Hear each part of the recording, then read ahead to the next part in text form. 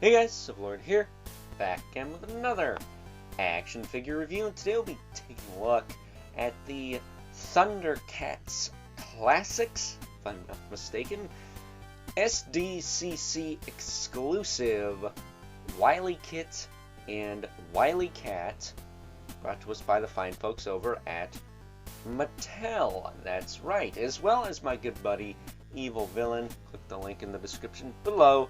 Head on over to ye old Instagram and give him a follow, but at the same time, let him know Overlord sent you. But yes, we're taking a look at an oldie, but, well, kind of a goodie. We do have something else to talk about that's not so good, but if you're trying to get the Thunder Kittens for the Super 7 Thundercats Ultimates line, first and foremost, good luck. I guess they went up for pre-order again recently. I missed out on that. A lot of people missed out on that. I don't know why they went up and then suddenly disappeared, but they did. So here we are. I'm reviewing these in case that was a bunch of hogwash. And quite frankly, I think I like these a little more because they are shorter than the Super 7 ones. They are supposed to be kids, right? And kids are shorter than adults. Super 7 went and made them bigger for some reason, and I really don't understand that. So, we have this 2-pack here. It's a Comic-Con exclusive. I don't exactly know how rare it is, but they want like quite a bit of money for the Super 7 ones, just like Snarf, and I'm just like, okay, the lamest characters from the series are most expensive. That makes sense.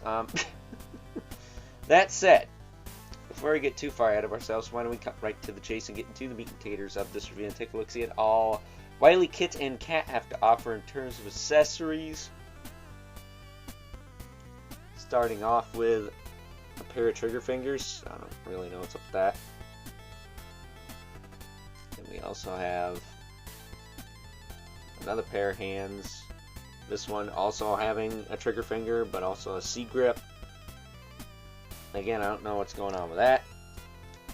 Very weird that you get like the same hands more than once. I guess one of these is kind of open, but it's kind of still like a trigger finger. I don't know why they come with trigger fingers. They don't have guns. Then, what I think is pretty cool, you get the folded up versions of their little whips. WilyKat comes with a lasso, that would be this one. WilyKit comes with Ebola, not the disease, the whip. And of course you get the extended versions as well. There's that. And there's that. And the cool thing with the retracted ones, if you didn't notice, they do have this little peg so you can put them on the belt. And then I think WilyKat, right, has this magic effect thing or whatever this is. So there you go. And then they come with their surfboards, which are pegged into these stands. They're staying in there for now, but they do have a surfboard each, and I think the pegs are size specific for each character. So be mindful of that when you're trying to peg them on. Now, why don't we get WilyKat out of here for a moment, and we could talk about the problem I have with the set. WilyKit. What's wrong with WilyKit? Well, his freaking leg broke. Yeah, they over-injected the mold, and it caused his leg to blow up. Now, my dad tried to go in there and fix it with a pin. It stays on. That's about as good as it gets. Other than that, it's floppy loose. Does not have the strong detent that this side has. And I'm probably going to have to try and replace this guy because that's no good. Yeah, it's just, it's floppy loose. Like, there's no way to put it. Yeah, the leg don't stay together. Like, it's simple as that. I'm going to have to heat this maybe with a hairdryer and try and pinch it closed. But you can see that this is pushing out here. Right here. And it was like that when I got it. So that's not something I did. That's something Mattel did when they made the dang thing. So that freaking blows. However, I might be able to fix that with a hairdryer. I don't know. I don't know why it's doing that. It's the right piece, I mean the left leg. So I don't really understand that. It feels like I could literally pry this thing off if I try it hard enough. I'm not going to do that, of course, but that's annoying. Like, I'm going to have to heat this up and try to pinch this sucker closed, because that's just no good. So why don't we look at WilyKat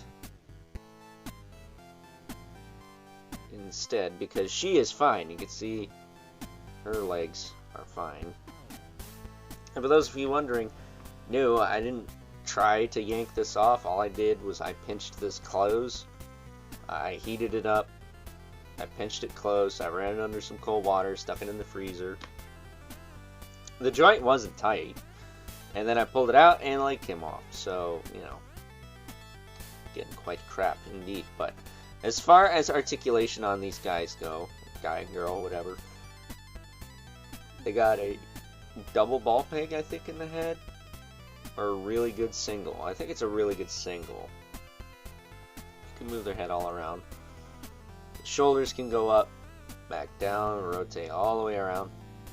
Elbows are single jointed with rotation. They are pinless, by the way. If it had pins, it wouldn't have broke. Swivel at the wrist. Waist cut. Hips will kick out. One of those perfect splits, at least on her. Her skirt's a little bit more easy to get around than WilyKit's. She does have a single knee with rotation. That works fine. And she has a hinge in the foot with a rocker. And of course the peg holds the bottom of the feet. So that's your lot. That's WilyKit and Cat. Sucks that WilyKit had to break on me, but maybe I can replace that. I don't know what these guys go for on eBay, but maybe I can find WilyKit by himself for like, I don't know, 30-40 bucks or something, because I don't really have anything in this set. So I'm willing to roll the dice to get one that's not broken. So with that being said, we can get set up here. Why don't we move right along and take a look at some size comparisons.